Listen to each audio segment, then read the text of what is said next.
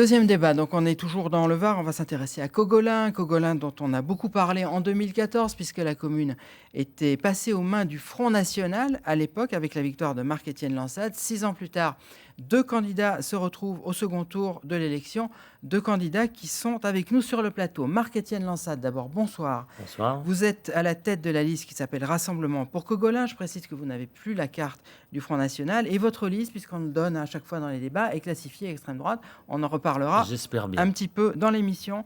Mireille Escara, bonsoir. Bonsoir. Vous êtes à la tête de la liste Unie pour Cogolin, classée par la préfecture divers centres. Et avant de débattre, on va se remettre en mémoire les résultats du premier tour et surtout ce qui s'est passé depuis le premier tour, parce qu'il s'est passé des choses. Un rappel, Hugues Nicolas et Jérémy Crinchamp.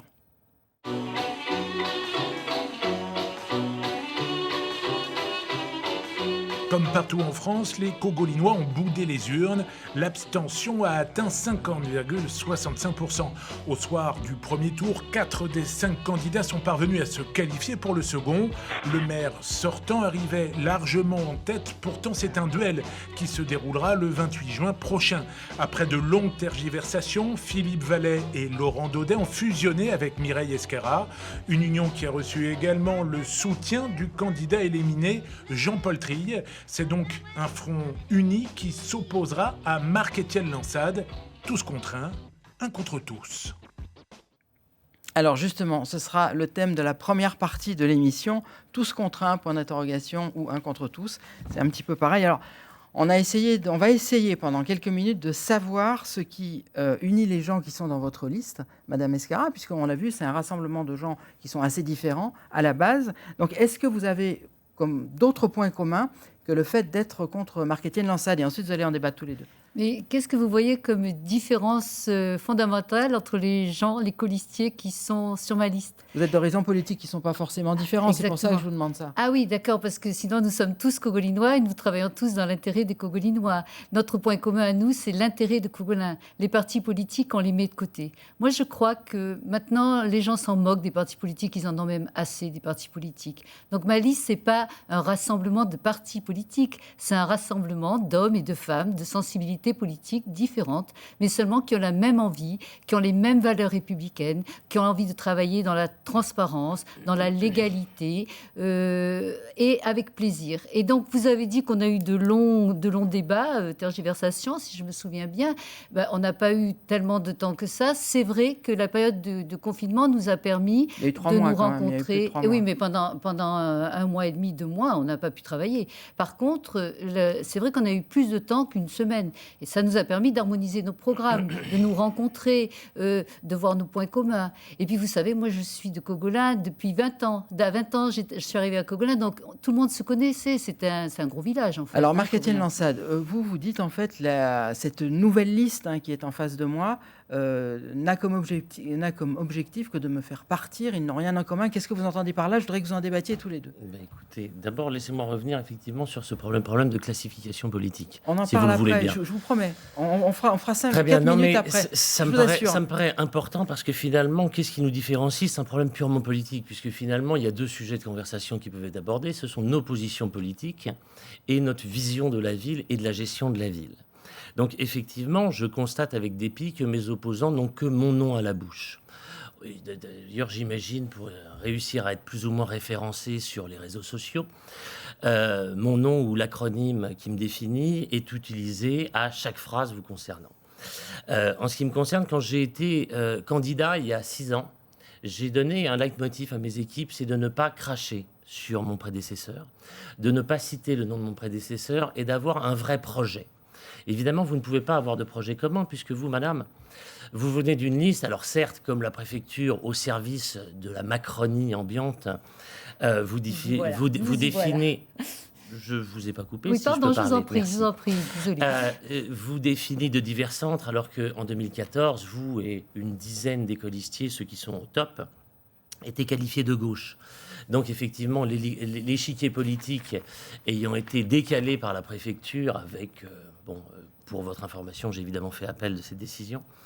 Et donc, effectivement, vous avez la gauche contre la droite. C'est un classique épouvantable. Vous pensez que les gens sont éloignés des considérations politiques? Je ne le crois pas du tout. Je pense que l'expérience que nous vivons dans la Macronie va au contraire nous recentrer sur les mouvements politiques, parce qu'on ne peut pas dire tout et n'importe quoi, et on doit avoir un corpus commun, intellectuel, et savoir ce que l'on veut. En ce qui me concerne, j'ai des projets qui ne sont pas par rapport à vous, qui sont juste ceux que j'ai construits pendant 6 ans, que les Cogolinois ont pu voir. Ça me sera probablement ici l'occasion de remettre un petit peu les pendules à l'heure concernant des propos évidemment calomnieux sur la gestion et les réalités de gestion de la ville. Madame Escarrat, pourquoi quand Marc-Étienne Lancet a dit la Macronie, pourquoi vous avez dit nous y voilà? Mais nous y voilà parce que c'est la faute de tout le monde. Tout ce qui arrive à M. Lansat, c'est la faute à tout le monde. C'est la faute à l'État, c'est la faute à la Macronie, c'est la faute à la justice, c'est la faute au préfet. C'est le Calimero de la politique, on va vous appeler bientôt, M. Lansat. Mais moi, vous savez, je ne me plains de rien. Tout va très bien dans ma vie. Écoute, je et suis tout va ravie très pour bien. vous. La seule chose, c'est que j'aimerais rétablir un petit peu les réalités. Vous êtes de gauche, c'est pas grave. Hein. Non, c'est pas grave du tout. Arrêtez vous de étiez me sur une coller liste cette de étiquette gauche. de gauche. Je vais vous expliquer, moi, le problème. Encore une fois, si vous voulez la parole, je vous la Oui, donne, mais vous aucun l'avez problème. déjà beaucoup tenu, la parole. Je ne l'ai pas beaucoup tenu. Là, Là, vous n'êtes pas dans votre conseil municipal. Vous ne pouvez pas m'enlever le micro, c'est embêtant. Hein. Vous ne pouvez pas me faire sortir par vos policiers municipaux. C'est embêtant aussi. Hein. Vous ne pouvez pas dire c'est moi qui donne la parole et la couper aussitôt. Là, voilà, je vous écoute. Allez-y, Marc. Je ne rentrerai pas dans ce débat, madame. D'accord. Donc, la réalité, c'est que c'est un débat gauche-droite, que sur votre liste, il y a ou les référents de la Macronie, puisque votre numéro 3 se dit référent de la Macronie locale, ou des gens qui étaient sur des listes socialo-communistes. Donc, c'est une réalité. Après, vous avez probablement des gens qui appartenaient à la majorité de M. Sénéquier et de M. Glo, qui n'ont pas accepté que les Cogolinois les remercient. Et donc, je suis très contente de vous parler de ma liste, mais ça serait plutôt à moi de parler de ma liste, il me semble. Oui, mais étant donné que dans votre liste, vous ne passez votre vie qu'à parler de moi et de mon bilan supposé, je vous rappelle tout de même qu'au premier tour, j'ai fait près de 48% des voix. Et donc, je ne suis pas persuadé que les Cogolinois partagent votre analyse. Et j'aimerais revenir surtout sur des chiffres.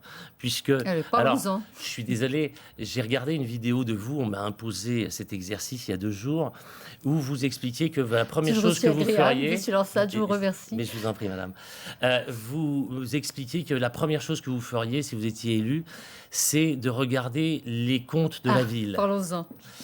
Alors là, je dois vous avouer que je suis tombé de ma chaise parce que j'ai du mal à comprendre comment on peut proposer aux Cogolinois un programme tout en expliquant que la première chose, c'est qu'on regardera les chiffres. Alors en fait, ça marche différemment. C'est comme quand vous faites n'importe quel projet, vous commencez par regarder les réalités budgétaires et après vous alignez un projet.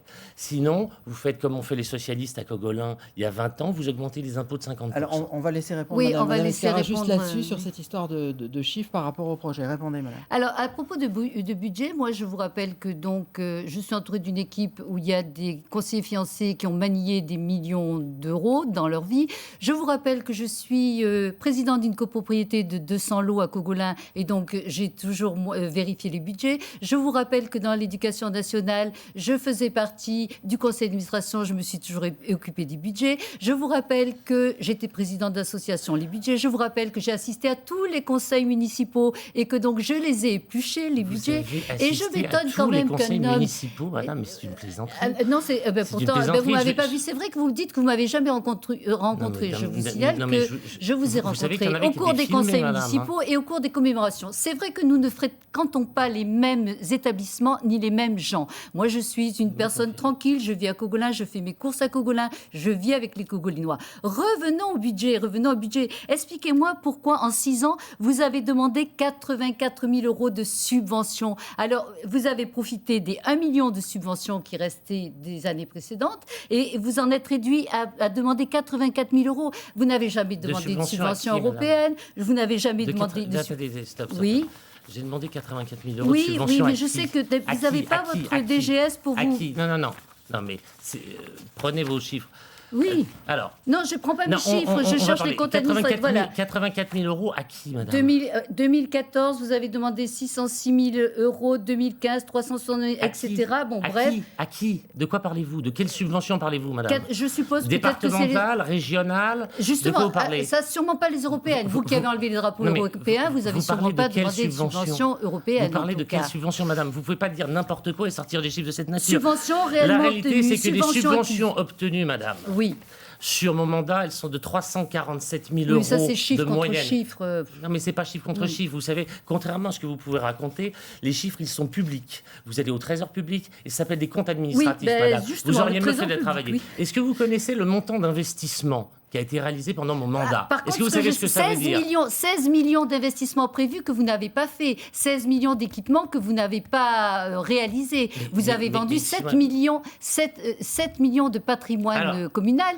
Donc c'est comme ça que vous équilibrez votre budget. Et après, vous venez me dire à moi que je ne connais pas votre budget. Vous avez les garanties d'usage du port. Les garanties d'usage du port, vous ne saviez pas que vous ne pouvez pas utiliser pour acheter votre yacht club à 3 millions d'euros. Vous ne saviez pas que c'était lissé sur 30 ans, 20 ans. Vous n'allez pas m'apprendre à moi votre budget. Vous-même, vous ne savez pas le mener, votre budget. Alors là, on est revenu sur le débat, le débat municipal. Allez-y, répondez. Alors d'abord, pour votre gouvernement, madame, pendant 6 ans, nous avons investi 22,9 millions en investissement. Pendant 6 ans, nous avons passé la dette, des chiffres très précis qui sont devant moi, de 13 millions 76 à 11 millions 17, c'est-à-dire que nous avons baissé la dette de 3 millions et demi d'euros. Eh bien, je vais vous expliquer à quel prix. Vous parlez des cessions. Des cessions, il y en a très exactement pour 7,25 millions d'euros. Des acquisitions, il y en a pour 3,85 millions. Racontez-moi quelle acquisition. Très bien, puisque vous ne le savez pas, la Maison Bravo, 530 000 euros. Le local de la Galiote, 135 000 euros. Le reste, c'est quoi? Pas du tout, c'est faux. 530 000 euros, Maison Bravo. Maison Bravo, elle n'était pas à vendre. 135, non, vous l'avez préempté pour faire des logements sociaux, vous ne les avez jamais fait. Pas du tout, c'est pour faire un très grand projet. 135 000 euros, local de la Galiote. 320 000 euros à Hangar qui est à côté. D'une école, 2,18 millions la Maison Perrin, 690 000 euros le Crédit Agricole. La Maison Perrin, vous l'avez vendue à qui, la Maison Perrin? Elle a été revendue, c'est pour ça qu'elle en est... de Levallois-Perret, on n'a pas fait de bénéfice, la mairie n'a pas fait de bénéfice. Vous l'avez vendue à prix coûtant? Attendez, pas du tout, madame. Elle est passée de 2,18 millions à 2 millions 75 euros. Marc-Étienne Lansade, écoutez-moi 2 minutes tous les deux. Oui. Vous savez qu'on essaie de faire à peu près respecter les temps de parole. Vous avez un peu d'avance, monsieur Lansade. Donc terminez, ensuite on donne la parole à madame Escar. Donc nous avons 3,85 millions d'acquisitions, 7,25 millions de cessions, un différentiel de 3,5 millions d'euros qui correspond exactement au montant de baisse de la dette. Pendant ce temps-là, madame, nous avons investi 22,9 millions d'euros. Quoi? Mais il faut vraiment que vous ouvriez les yeux, que vous voyez la ville. Je les ouvre et je vous écoute, mais je voudrais que les Cogolinois entendent. Je voudrais que les Cogolinois entendent. Vous les entendrez s'ils vont à la maison de santé qui est sortie. La maison de santé. La maison de santé. Vous regardez les routes, pardon. Les routes, et après, Les départementales aussi, peut-être. Allez hop, on met tout. Mais non, pas les départementales. C'est vous qui confondez tout. Attendez, on arrête 2 minutes parce que vous prenez vraiment beaucoup d'avance. Donc répondez sur cet aspect du programme et ensuite on reprend. Alors, la maison médicale, cette fameuse acquisition, c'est pas une vraie maison médicale. C'est pas une maison de santé où le samedi, quand les hôpitaux sont surchargés, on peut se trouver. Non, la maison médicale, c'est un rassemblement de médecins, d'infirmiers, de gens de profession de santé sur un terrain foncier qui appartenait à la commune, n'est-ce pas? On aura bâti une belle maison médicale. C'est bien, les Cogolinois sont contents, sauf qu'il n'y a pas de parking, sauf que vous l'avez construit sur le Rialé, qui est un vieil ouvrage hydraulique et qui s'est en partie effondré, donc il va falloir payer la réparation, sauf que vous avez mis bien longtemps à demander des subventions et que finalement, les dernières années, vous vous êtes dit, bon, je vais demander des subventions au département. Donc vous me demandiez les subventions, vous voyez, elles viennent du département. La maison médicale, c'est un regroupement de médecins privés. Voilà, c'est tout. Alors, les Cogolinois sont contents, je suis d'accord. Nous étions aussi pour faire une maison médicale, mais une vraie, avec des salles d'attente qui ne soient pas dans les couloirs, par exemple.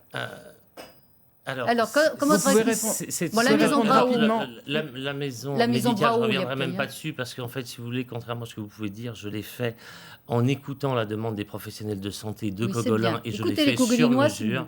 Et je l'ai fait sur mesure. Vous feriez bien d'écouter aussi, d'arrêter de couper la parole sans arrêt, je crois que ce serait plus fluide. Quant au reste, la maison Bravo, c'est une acquisition qui est nécessaire.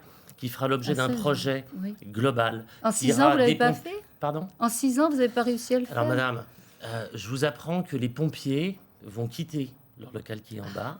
Voilà. Et donc, là, vous allez voir un beau terrain.